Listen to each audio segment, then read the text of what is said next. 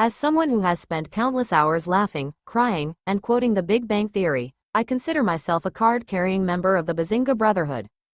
I've dissected every quirk of Sheldon Cooper, empathized with Leonard's romantic chaos, and applauded Penny's steady transformation from aspiring actress to confident pharmaceutical rep. I even found joy in Raj's ever-evolving journey and Howard's transformation from sleazy to sincere.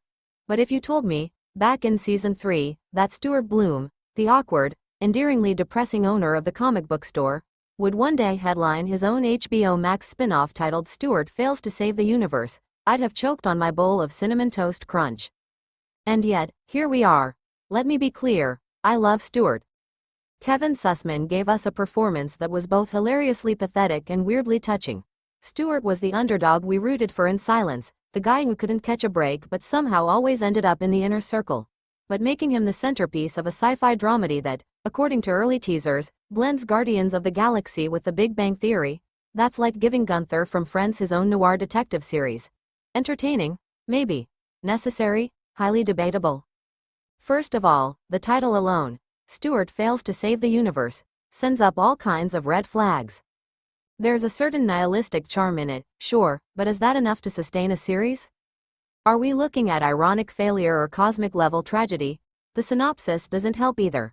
Apparently, Stuart finds himself in possession of a mysterious comic book that turns out to be a map to an actual multiverse, and through a bizarre accident involving a malfunctioning Funko Pop and an EMP pulse, yes, really, he's transported into a string of alternate realities where he must fail heroically to prevent the end of existence. I can't tell if this is meta-genius or a total fever dream. The Big Bang Theory was never about heroics in the traditional sense. It was about the quiet victories, the kind where someone gets a kiss instead of a Nobel, or survives a Dungeons and Dragons session without breaking character. Even its spin-off, Young Sheldon, works because it leans into the humanity behind the eccentricity. So why go full multiverse with Stuart? It's like the writers saw the one guy in the corner booth and said, let's give him a portal gun and see what happens. And maybe that's the point. Maybe HBO Max is banking on the absurdity of it all. Maybe they're trying to say that anyone, even the sad sack comic book clerk who once lived in Howard's closet, can be a protagonist in his own story, even if he fails at it spectacularly. There's a certain beauty in that message, and I won't deny it. In today's world, where everyone's grappling with the weight of failure and imposter syndrome, maybe Stuart's cosmic misadventures are the perfect mirror. Still, as a die-hard fan, I can't shake the anxiety.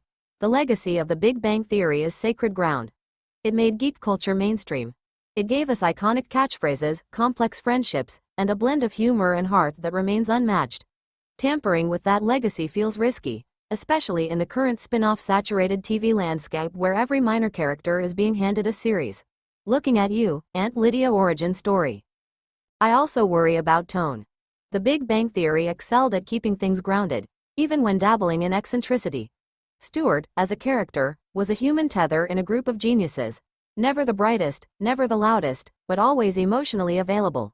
Shifting him into a high-stakes sci-fi role with space travel, time loops, and galactic consequences, that feels off-brand.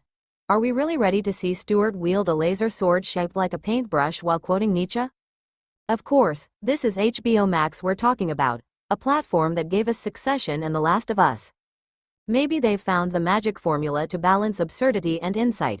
Maybe the show will cleverly blend Stuart's low self-esteem with high-concept storytelling, offering a story that's as introspective as it is insane. I can already imagine a heart-wrenching episode where he meets a version of himself who didn't lose everything, only to realize that failures made him more empathetic, more human. And yes, I'll admit, part of me is intrigued. The rumored cameo list is wild. Supposedly, there's an episode set in a dystopian Pasadena where evil Sheldon runs a society based entirely on logic, and another where Penny appears as a reluctant superhero named the Waitress. If that's true, it could be brilliant satire. Or it could feel like the MCU got drunk and wandered into a laugh track. Still, nostalgia is a double-edged sword. It pulls us in, but it also blinds us. Sometimes we forget that shows must evolve, or they wither. Maybe this is evolution. Maybe Stuart fails to save the universe as The Big Bang Theory's way of entering the postmodern multiverse conversation. Maybe failure is the new heroism. But I just hope they don't forget what made us love the original. It wasn't the pop culture references or the string theory jokes. It was the vulnerability. The moments when Sheldon hugged Penny. When Howard held his newborn daughter. When Raj spoke to women without alcohol. And yes, when Stuart, tired, broke, invisible Stuart, offered a friend a comic book and a smile. If the new series can capture even a shred of that heart while letting Stuart fumble his way through space and time, then maybe, just maybe, I'll stop holding my breath. Until then, I remain cautiously optimistic, with a heavy dose of nervous laughter. Bazinga! Let me know if you'd like to tweak the tone or expand on a specific subplot or character.